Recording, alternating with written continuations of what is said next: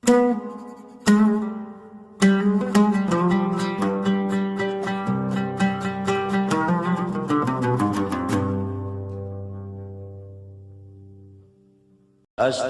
الله العظيم لي ولوالدي ولأصحاب الحقوق الواجبة علي ولجميع المسلمين والمسلمات والمؤمنين والمؤمنات الأحياء منهم والأموات. الفاتحة. أن الله يجعلنا وذرياتنا وجيراننا أجمعين من عباده المتقين الثابتين على القدم القويم وفي صحبة هذا الرسول الكريم، ويدخلنا وإياهم في حزب أهل الله المفلحين، ويمن بالشفاء واللطف لنا خاصة ولأخواننا المؤمنين عامة، ويجعلنا وذرياتنا أجمعين من الراضين المرضيين الهادين المهديين. ومن حضر هذا الجمع العظيم يكتبه الله من عباده المتقين الصالحين، وأن الله يحيي القلوب بما أحيا به قلوب العارفين، ويكتبنا وذرياتنا في ديوان عباده المتقين، ويثبت قلوبنا وألسنتنا على ذكره ومحبته. وإلى حضرة النبي صلى الله عليه وآله وسلم الفاتحة.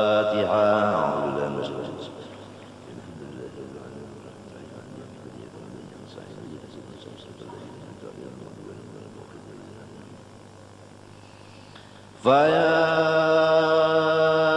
أيها الراجون منه شفاعة صلوا عليه وسلموا تسليما. اللهم صل وسلم.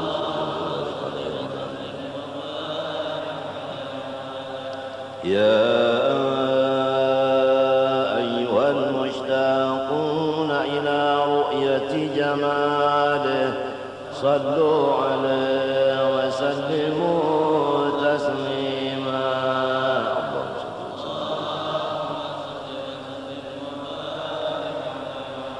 يا من يخطب وصاله يقظة ومناما صلوا عليه وسلموا تسليما.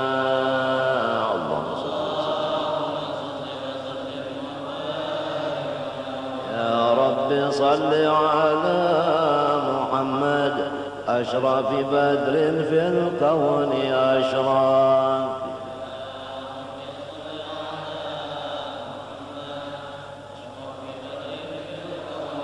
يا رب صل على محمد أكرم داع يدعو إلى الحق.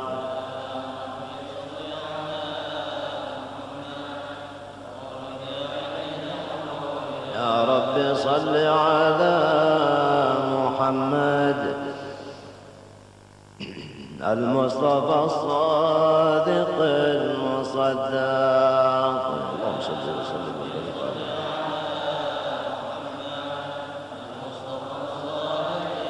يا رب صل على محمد أحلى الورى منطقا وأصداق.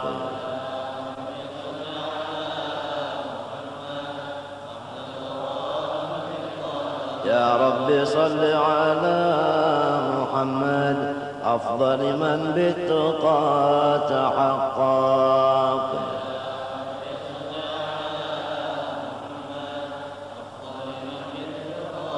يا رب صل على محمد من بالسخاء والوفاء تخلق.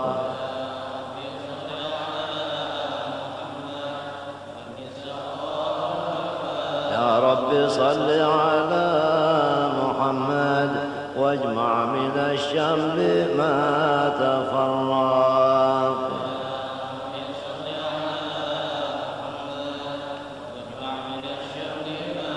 يا رب صل على محمد واصلح وسهل ما قد تعوق.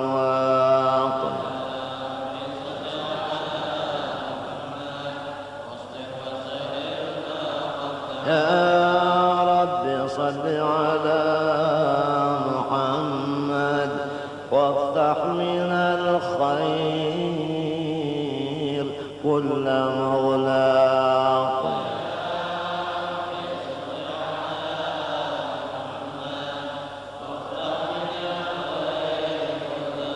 يا ربي صل على محمد وآله ومن بالنبي تعلق.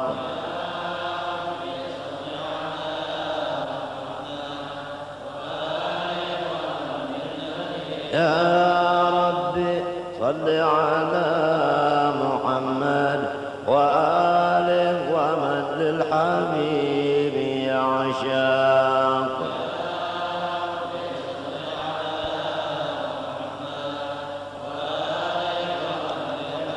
يا ربي صل على محمد ومن بحبل النبي توثق.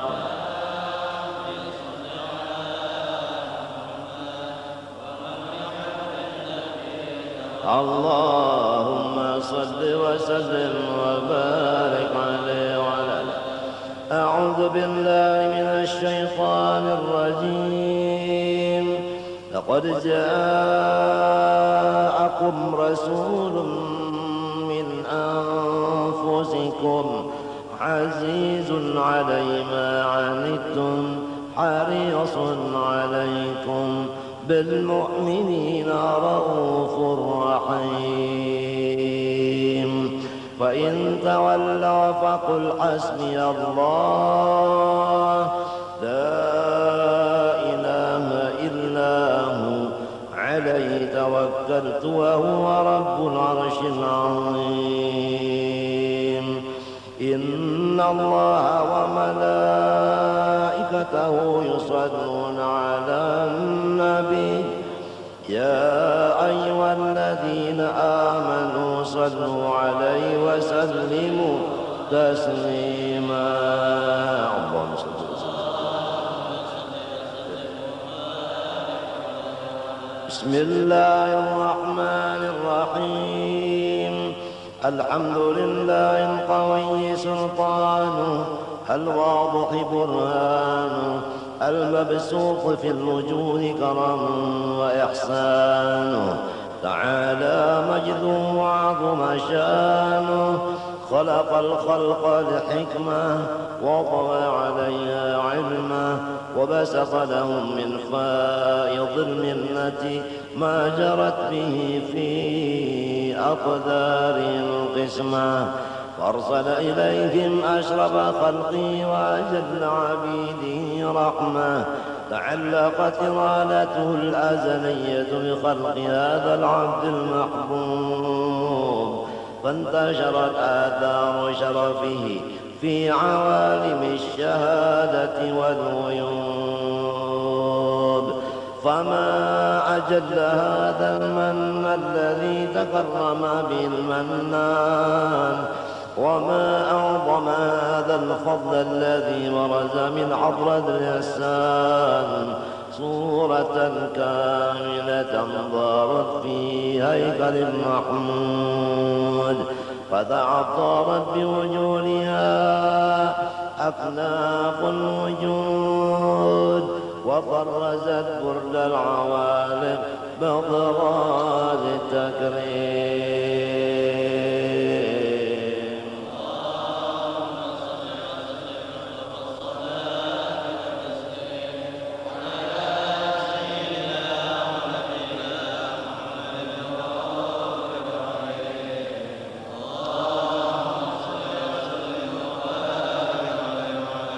تجلى الحق في عالم قدس واسع تجلي القضاء بانتشار فضله في القريب والشاسع.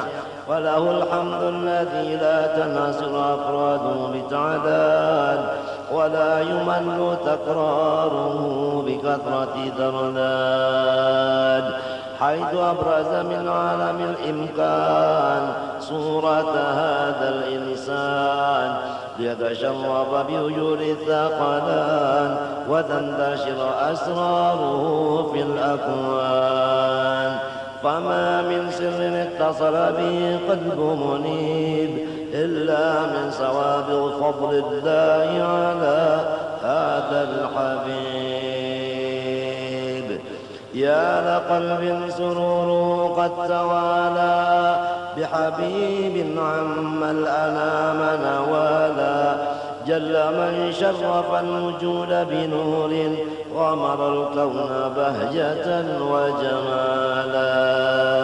قد ترقى في الرسل على مقام وتناهى في مجده وتعالى، لاحظت العيون فيما اجتنت بشرا كاملا يزيح الضلالا، وهو من فوق لما قد رأت رفعة في شؤوني وكمالا. فسبحان الذي أبرز من حضرة الامتنان ما يعجز عن وصف اللسان ويحار في تعقل معاني الجنان. انتشر منه في عالم البطون والظهور ما ملأ الوجود الخلقي نور. فتبارك الله من إله كريم بشرتنا آياته في الذكر الحكيم ببشارة لقد جاءكم رسول من أنفسكم عزيز عليه ما عنتم حريص عليكم بالمؤمنين رؤوف رحيم. فمن فاجأته هذه البشارة وتلقاها بقلب سليم فقد هدي إلى صراط مستقيم.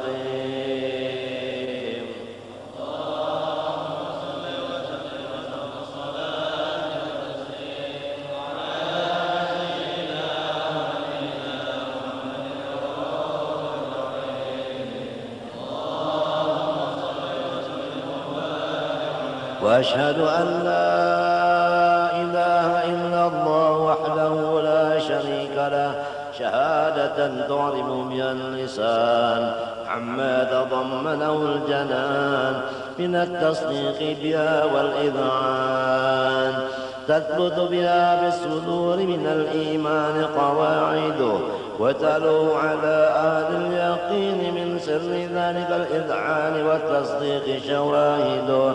أشهد أن سيدنا محمدًا العبد الصادق في قوله وفعله والمبلغ عن الله ما أمره بتبليغه لخلقه من فرضه ونفله، عبد أرسله الله للعالمين بشيرا ونذيرا وبلغ الرسالة وأدى الأمانة وهدى الله به من الأمة بشرا كثيرا، فكان في ظلمة الجهل للمستبصرين سراجا وقمرا منيرا. فما عظما من منة تكرم الله بها على البشر وما أوسعها من نعمة انتشر سرها في البحر والبر. اللهم صل وسلم بأجل الصلوات وأجمعها وأزكى التحيات وأوسعها على هذا العبد الذي وفى بحق العبودية وبرز فيها في خدعة الكمال وقام بحق الربوبية في مواطن الخدمة لله وأقبل عليه غاية الإقبال.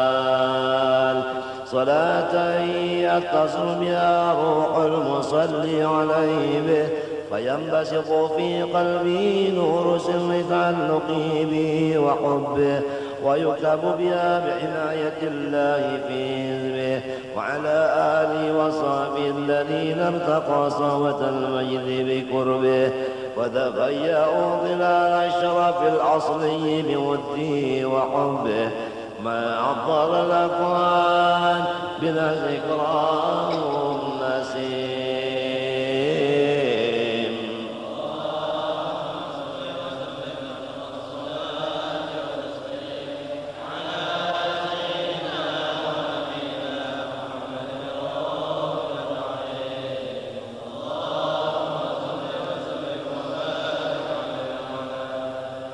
أما بعد، فلما تعلقت إرادة الله في العلم القديم بظهور أسرار التخصيص البشر الكريم بالتقديم والتكريم، نفذت القدرة الباهرة بالنعمة الواسعة والمنة الغامرة، فانفلقت بينة التصوير في العالم المطلق الكبير عن جمال مشهود بالعين حاول وصف الكمال المطلق والحسن التام والزين، فتنقل ذلك الجمال الميمون في الأصلاب الكريمة والبطون، فما من زوج ضمه إلا وتمت عليه من الله النعمة، فهو القمر التام الذي يتنقل في بروجه ليتشرف به موطن استقراره وموضع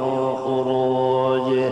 وقد قضت الأقدار الأزلية بما قضت، وأظهرت من سر هذا النور ما أظهرت، وخصصت به من خصصت، فكان مستقره في الأصلاب الفاخرة والأرحام الشريفة الطاهرة، حتى برز في عالم الشهادة بشرا لا كالبشر، ونورا حير الأفكار نور وبهر، فتعلقت همة الراقم لهذه الحروف بأن يرقم في هذا القرطاس ما هو لديه من عجائب ذلك النور معروف.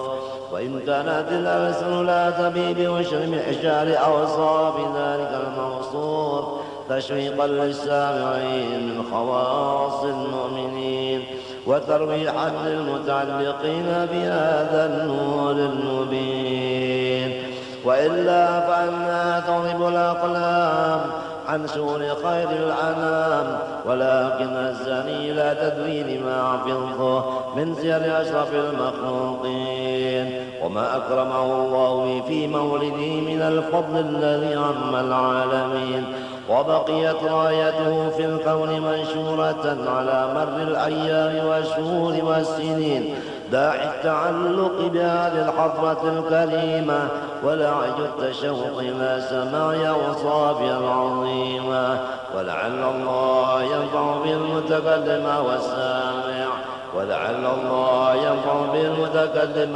والسامع، ولعل الله ينفع بالمتكلم والسامع، ويدخلان في شفاعة هذا النبي الشافع، ويتروحان براعي ذلك النعيم.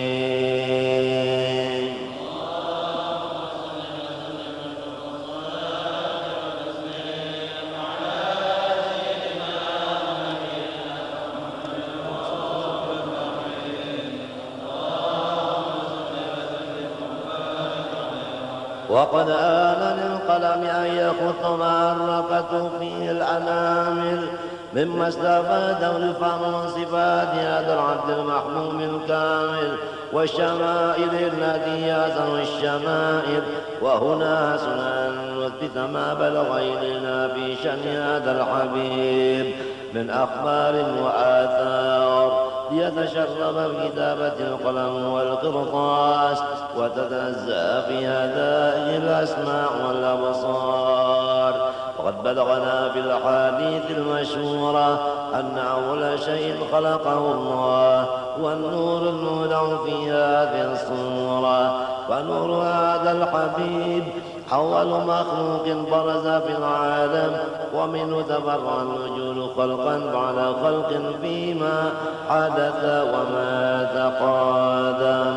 وقد أخرج عبد الرزاق بسنده عن جابر بن عبد الله الأنصاري رضي الله عنه قال: قلت يا رسول الله بأبي وأمي أخبرني عن أول شيء خلقه الله قبل الأشياء. قال: يا جابر، إن الله خلق قبل الأشياء نور نبيك محمد صلى الله عليه وسلم من نوره.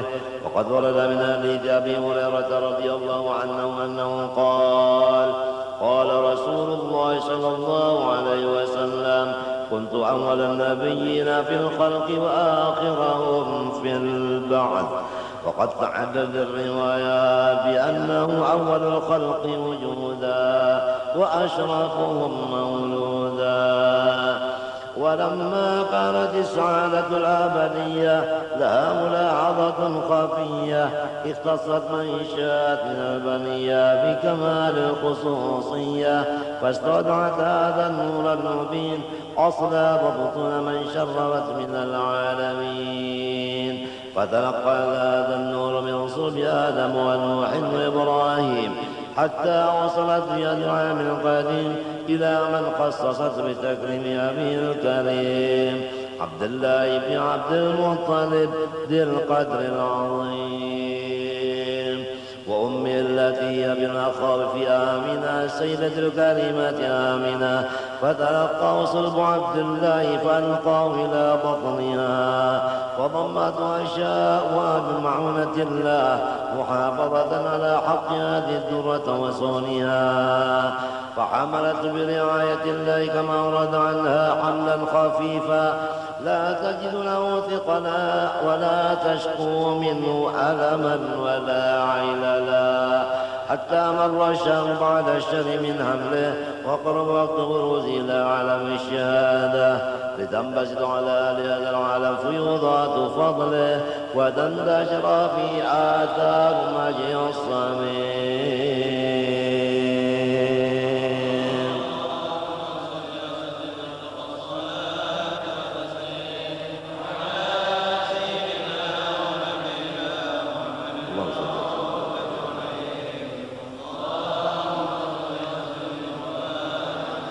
يا سيدي يا رسول الله خذ بيدي ما لي سواك ولا ألوي عدا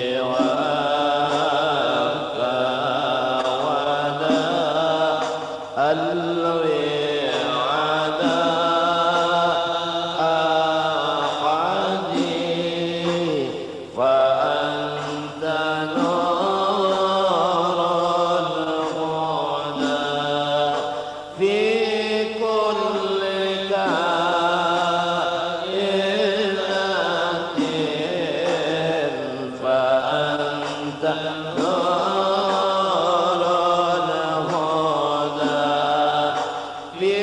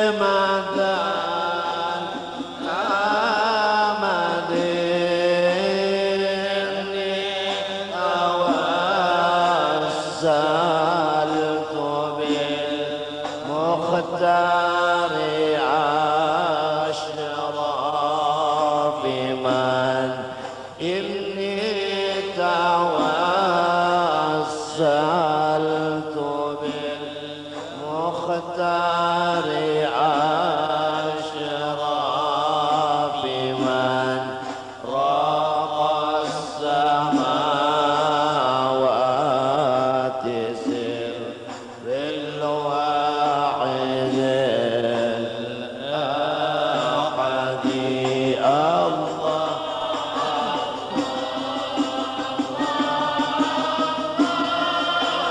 عليه أزكى صلاة إن لم تزل أبدا عليه أزكى صلاة إن لم تزل أبدا مع السلام بلا حصر ولا عدد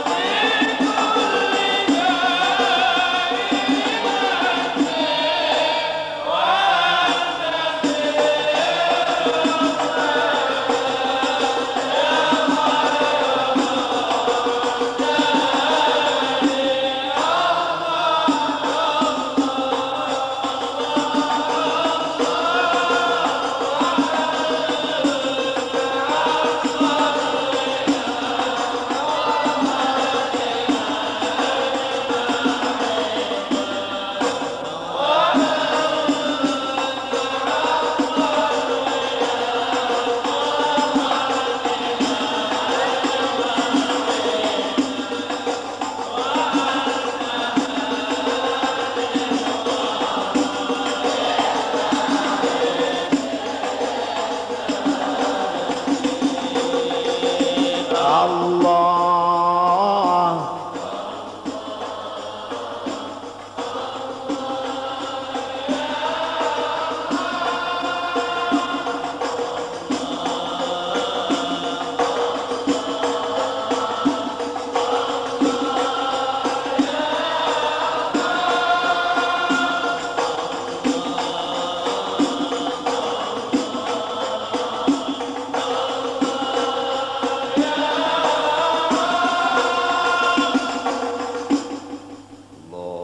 الله صل وسلم وبارك عليه وعلى آله. ومنذ علقت بي هذه الدرة المكنونة والجوهرة المصونة والكون كله يصبي ويمسي في سرور وابتهاج بقرب ظهور إشراق هذا السراج، والعيون متشوفة إلى بروزه متشوقة إلى ثقاف جواهر كنوزه، وكل دابة لقريش نطقت بفصل عبارة معلنة بكمال البشارة، وما من حامل حملت في ذلك العام إلا أتت في حملها بغلام من بركات وسعادة هذا الإمام. وما من حامل حملت في ذلك العام إلا أتت في حملها بغلام من بركات وسعادة هذا الإمام. فلم تزل الأرض والسماوات متضمخة بغفر الفرح بملاقاة أشرف البريات وبروزه من عالم الخفاء إلى عالم النور بعد تنقله في البطون والظهور. فأظهر الله في الوجود بهجة التكريم وبسط في العالم الكبير مائدة التشريف والتعظيم لبروز هذا البشر الكريم.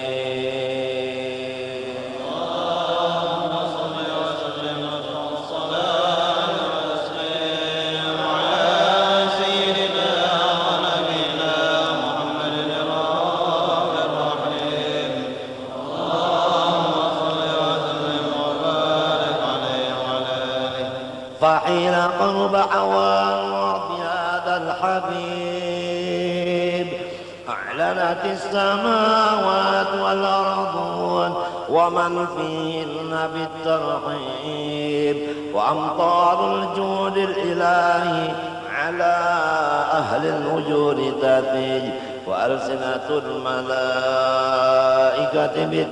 بالتبشير للعالمين تعيش. سبحان الله الحمد لله لا إله إلا الله سبحان الله الحمد لله لا إله إلا الله سبحان الله الحمد لله لا إله إلا الله والقدرة وشفتنا على المسنون ليبرز نوره صلى الله عليه وآله وسلم كاملا في عالم الظهور نورا فاق كل نور وأنفذ الحكم على من أتم الله عليه النعمة من خواص الأمة أن يضع عند وضعي أمة تأنيسا لجناب المسعود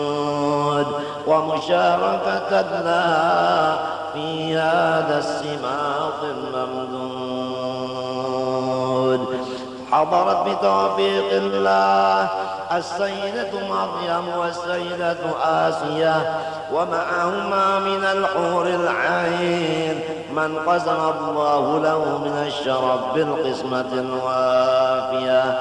فأتى الوقت الذي رتب الله على أمور ينال المولود فانفلق اسم الكمال من النور عن عمود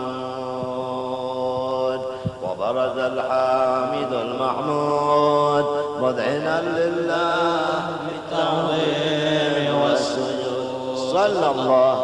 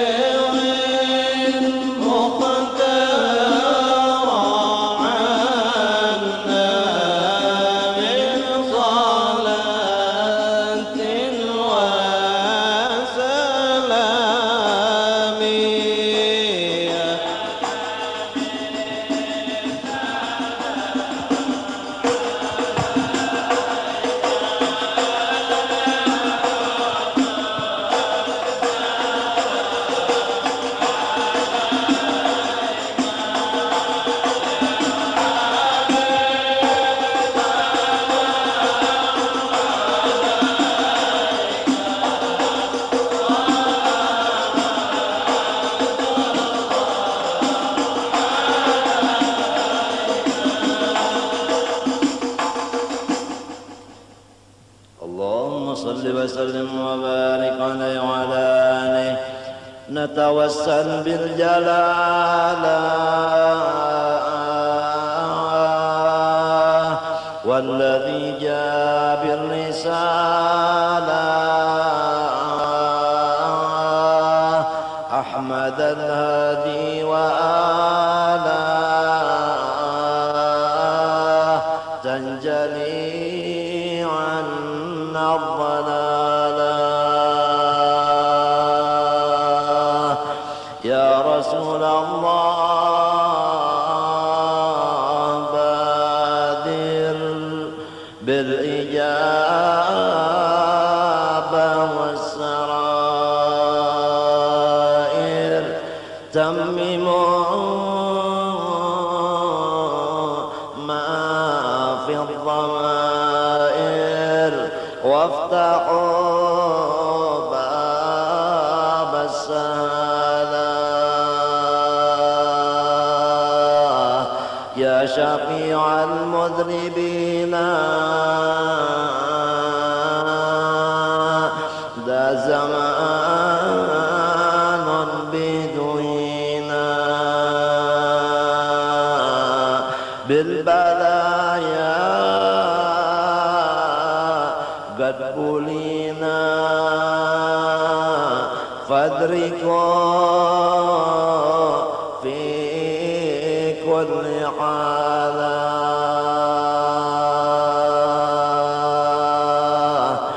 ها أنا قد جئت ناجي منكم طالب وراجي يصلح الله لي عواجي. بادروا لي بالجمال ما معي يا رسول الله ما معي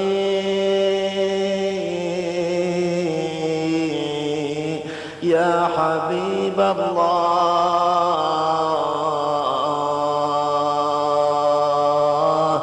ما معي شيء غير ذنبي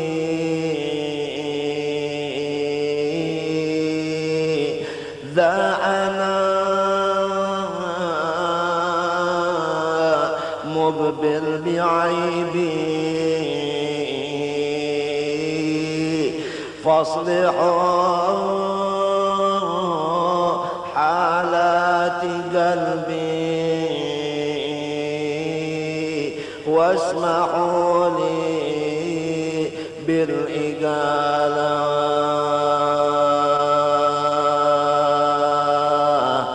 ها أنا ذا بالمعصية فبكم أرجو خلاصي. بارك الله في النواصي واكفنا شر الفوالى.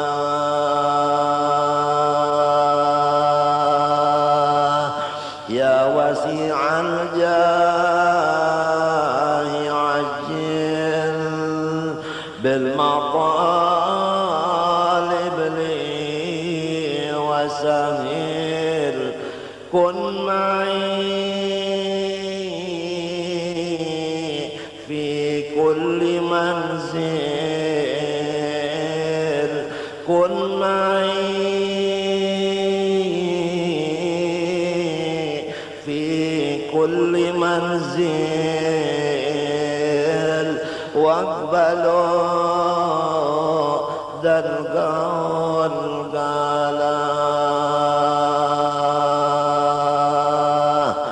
عبدكم بالباب واقف من ذنوبه صار خائف بالله أدركنا ولا أطيف من يخبط في الجالة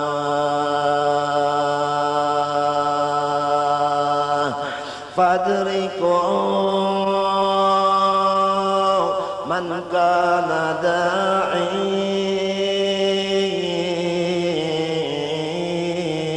بالمحبة صار ساعي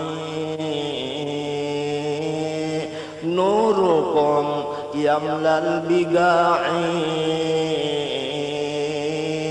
قد سطع لأهل الرسالة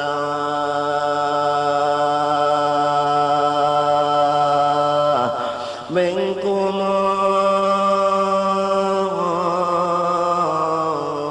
أطلب لباسي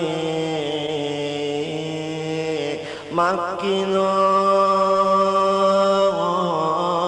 بالله ساسي فعسى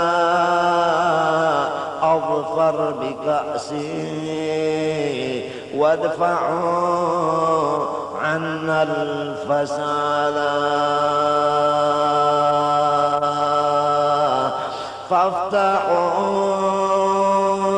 فافتحوا باب المعالي للذي قد كان خالي من فعال أهل الكمال قد تمكن في عقالا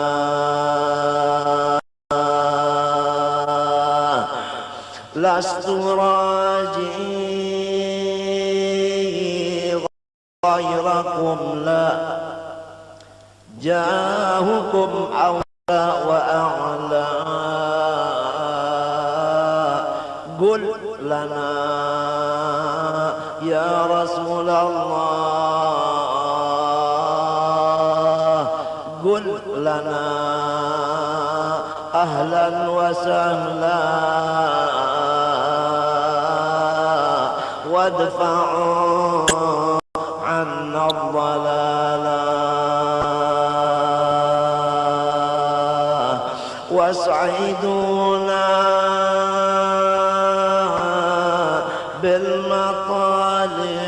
بالمطالب واصلحوني كل جانب عندكم نعم المكاسب بادروا لي بالسهالة يا رسول الله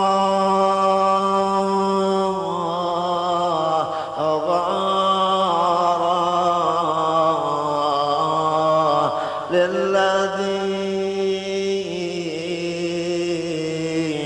مقبل يطاره مطلبه منكم بشارة نورك الساطع بدالا صار نائم في المحبة قرروا له كل قربة علا يحظى منك شربا علا يحظى منك شربا لا يحظى منك شربا غارة مما جرى له جازئ المحسن إلينا بالذي أوجب علينا أنتم نعم الأمينا هل أحد يترك عيالا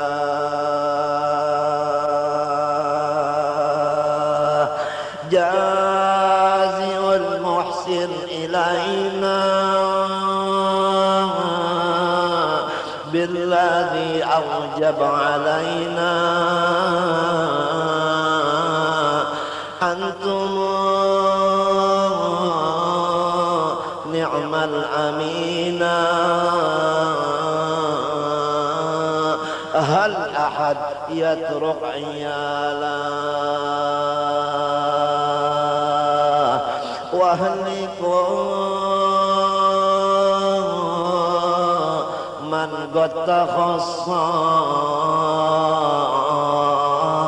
أو سعى بالشر وظلام يبتلى بالهم والغام فجزى العادي كلالا واهلكوا من قد تخصم أو سعى بالشر وظلام يبتلى بالهم والغام فجزى العادي كنالا يا رسول الله جئنا للزيارة قاصدينا نرتجي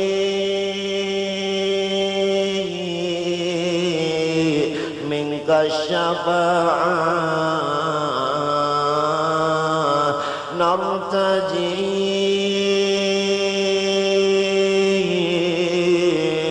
منك الشفاعة لجميع الحاضرين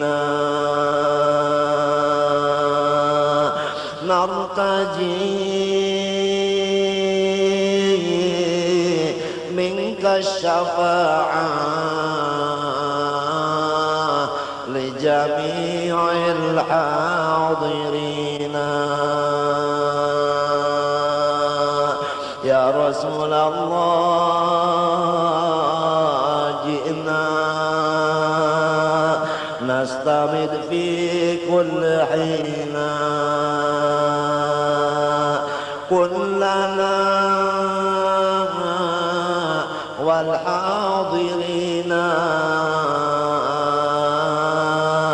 واعط كلا ما ببالاه وصلاة الله سرماد للنبي الهادي محمد ما بدا فجر وعماد هم بها صحبا وآلا